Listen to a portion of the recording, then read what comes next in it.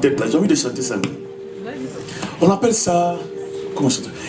Tu vas rôder, rôder, tu ne me gagneras pas. Vous savez jouer ça, non? C'est ça que je vois. Attendez, hein, je vais prêcher tout à l'heure, mais attendez. Tu vas rôder, rôder, tu ne me gagneras pas. Abi, il faut jouer.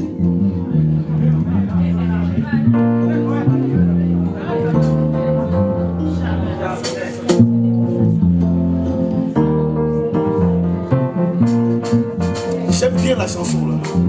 Tu vas rôder, rôder, tu ne me gagneras pas. Tu ne me gagneras pas. Ah, vous connaissez pas ça? Bon, je vais vous montrer. Ah, vous aussi attendez, vous allez trop vite. Tu vas, moi je dis, tu vas rôder, rôder, tu ne me gagnes. Vous reprenez, tu vas rôder, rôder, tu ne me gagnes. C'est tout. Quel que soit ce que moi je dis, vous, votre refrain, c'est tu vas rôder, rôder, tu ne... On va reprendre. Tu vas rôder, rôder, tu ne me gagneras pas. Tu vas rôder, rôder, tu ne me gagneras pas. Tu vas te fatiguer, oh, tu ne me gagneras pas. Tu vas rôder, rôder, tu ne me gagneras pas. Tu vas rôder, sorcellerie, tu ne me gagneras pas. Tu vas rôder, rôder, tu ne me gagneras pas. J'aime trop la chanson là. Faut commencer à bouger. Commence à bouger. Ah!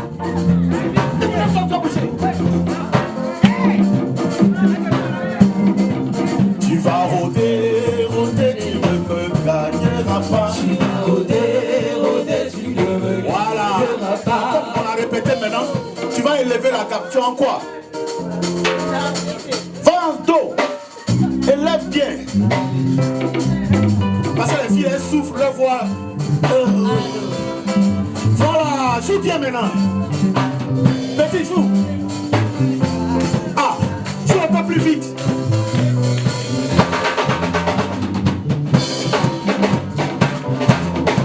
Tu vas rôder, rôder, tu ne me gagneras pas. Tu vas rôder, rôder, tu ne me gagneras pas. Tu vas rôder, célibat, tu ne me gagneras pas. Tu vas rôder, rôder, tu ne me gagneras pas. Tu vas rôder, pauvreté, tu ne me gagneras pas. Tu vas rôder, rôder,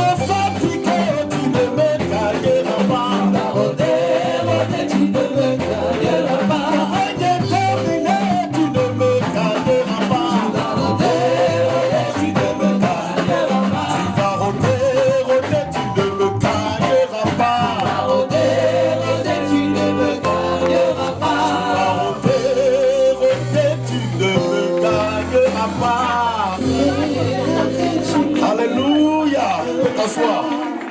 Ça, c'est une proclamation prophétique. Il faut lui dire ça toujours. Rôde.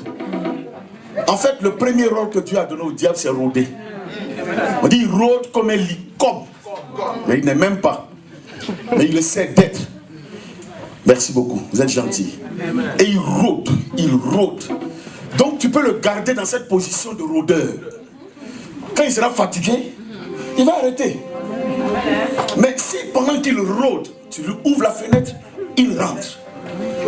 Donc en disant tu vas rôder, c'est-à-dire tu es conscient que il est là, il rôde, mais tu n'entreras pas. Alléluia. Quelqu'un dit Amen avec moi. Alléluia. Nous avons entamé notre convention en 2017 MPE et nous connaissons la difficulté des jours en semaine, mais vous êtes des privilégiés d'être là. Quelqu'un dit Amen. Amen. Vous êtes des privilégiés. Amen, amen. Et hier nous avons parlé de la nécessité de revenir comme le fils prodigue. C'est la première clé. Amen. Alléluia. Quand on a cette première clé, on est tranquille, on va aller à la deuxième clé. Alléluia. Amen. La deuxième clé. Et cette deuxième clé est en Daniel. Daniel chapitre 9. C'est un livre que les gens ne lisent pas beaucoup, mais qui est très intéressant. C'est l'introduction au message du samedi et dimanche. Quelqu'un dit Amen. Amen. Voilà. Le thème c'est accélérer ou retarder sa bénédiction. Amen. Oui, c'est très fort. Accélérer ou retarder. Ça insiste dans la Bible, je vais vous montrer. Tout ce qui est dit dans la Bible, on accélère ou on retarde. Ça dépend de nous. Ça ne dépend plus de Dieu. Daniel, chapitre 9. À partir du verset 1.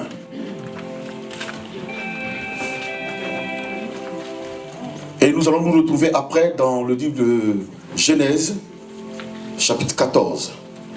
Amen. Amen. Voilà. Si vous avez trouvé, dites Amen et on va lire.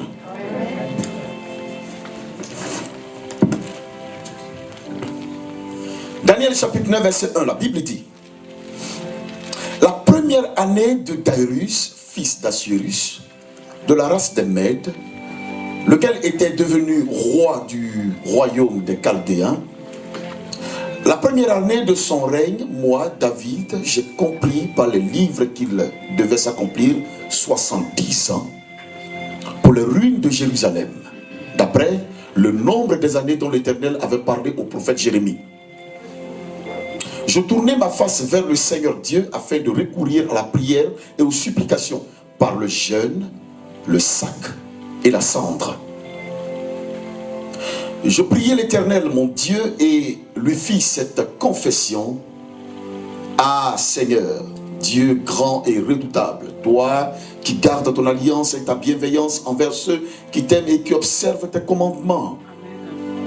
Nous avons péché, nous avons commis des fautes, nous avons été méchants et rebelles.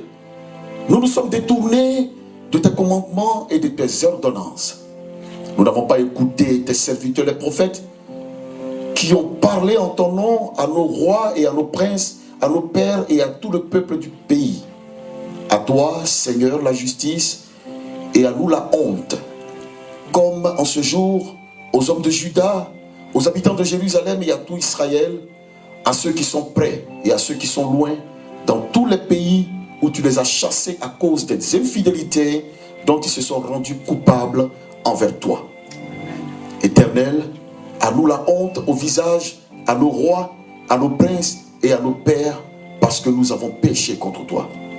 Auprès du Seigneur, notre Dieu, la compassion et le pardon, car nous avons été rebelles envers toi. Amen. Amen. Amen. Amen. Il y a des gens qui sont en train de dire, aïe, en quoi c'est une clé? On dit on est honte là, et c'est clé. Alors, je vais vous expliquer ce passage. Mon message va durer... On doit finir à 22h pile. Alléluia. Amen. Daniel était tout petit c'est un gamin. Quand Jérémie a prophétisé ça, il était un enfant. Jérémie avait une barbe blanche et il prophétisait à l'époque que Israël serait une partie du peuple où le peuple serait pris en captivité et emmené loin de ses terres et serait tenu prisonnier. Loin de ses terres. Et Dieu a fixé la période 70 ans. Dans d'autres versions, vous allez voir 70 semaines. 70 ans, ils devaient aller en captivité, vivre loin, souffrir, être comme des esclaves. Et après, Dieu, dans sa miséricorde, à la date fixée, ferait en sorte que ses enfants reviennent à la maison. Amen. C'est pas pour rien. Parce qu'ils avaient été infidèles à la voix de Dieu. Je vais aller doucement pour que vous compreniez, parce qu'aujourd'hui c'est très important. Et la chose est arrivée. Selon la prophétie de Jérémie, la chose est arrivée. Point par point, mot par mot. C'est arrivé. Seulement Daniel était un enfant. Et Daniel a fait partie de la déportation. Lui aussi, on l'a déporté. Daniel faisait partie, était un peu de race princière.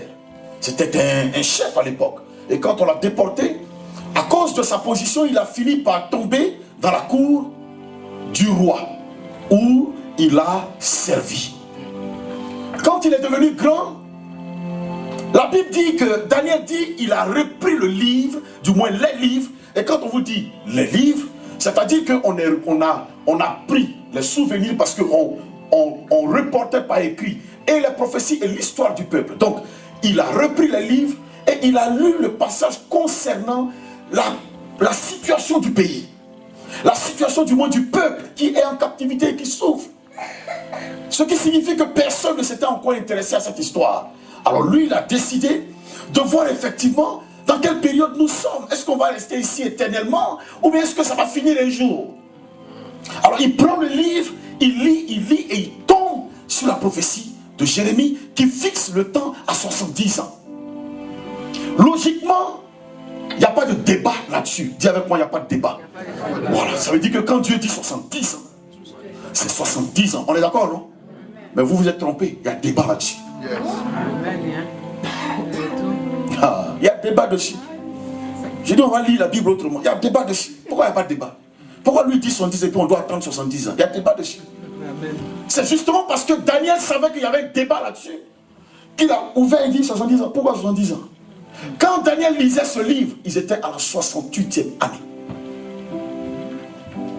À la 68e année, c'est-à-dire il leur fallait encore 2 ans avant de retourner chez eux. Daniel s'est mis à genoux parce que la possibilité qu'a le prophète ou le chrétien ou l'enfant de Dieu, c'est de changer les circonstances par sa prière. Amen. Amen. Il s'est mis à genoux. Il dit Seigneur, on sait, on a péché, mais tu nous as assez frappés.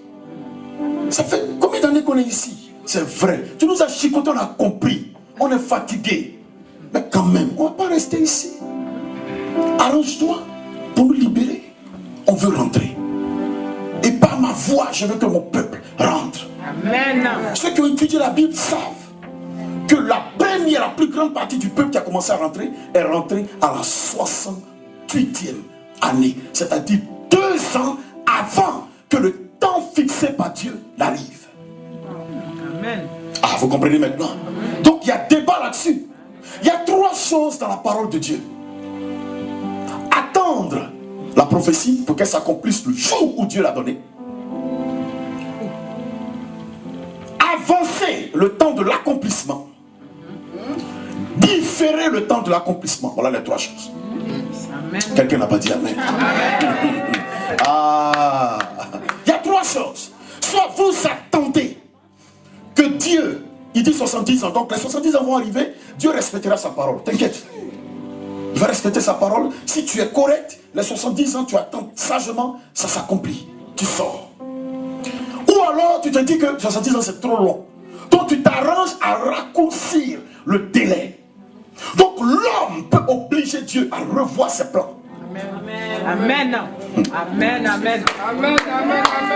Ou alors accélérer, c'est-à-dire je fais en sorte que ça vienne vite. Maintenant, il y a ceux qui sont trop bandits.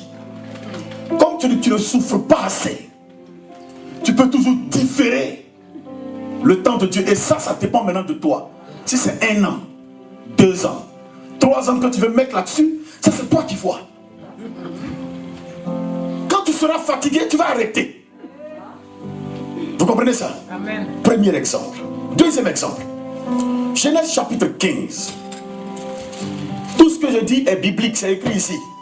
Donc je vais vous prouver que ça est dans la Bible.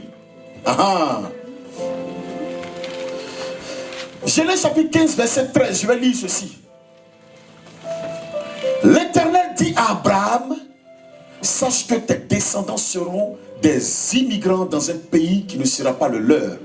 Ils y seront esclaves et on les maltraitera pendant combien? 400 ans, c'est-à-dire 4 siècles. Ah, la vieille, c'est trop. 4 siècles. Voilà le temps imparti au peuple de Dieu pour être en captivité. Donc Dieu dit 400 ans. Comment ça s'est passé? Il y a eu la famine où Jacob était.